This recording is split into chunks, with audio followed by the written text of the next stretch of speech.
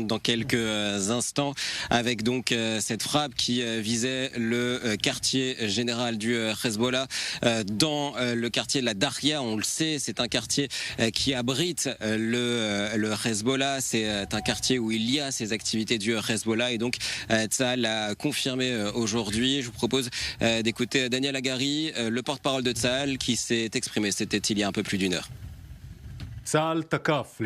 Il y a quelques minutes, Tzahal a attaqué le quartier général de l'organisation terroriste du Hezbollah, elle-même se trouvant dans les souterrains, sous des bâtiments habités, au centre du quartier de Daria, en plein Beyrouth. Nous actualiserons les informations lorsque nous aurons tous les détails nécessaires. Christopher, que sait-on de plus sur cette frappe depuis Israël sur Beyrouth ?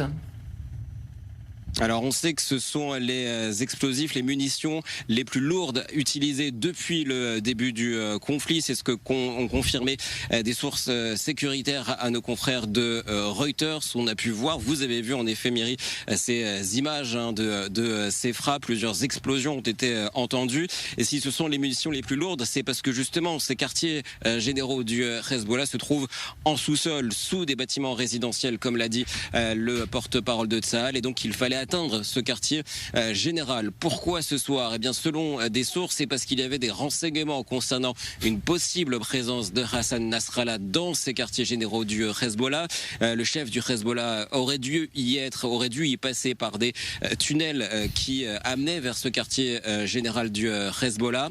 Mais selon des sources citées par nos confrères de la chaîne Sky News en arabe, Hassan Nasrallah se trouverait en lieu sûr.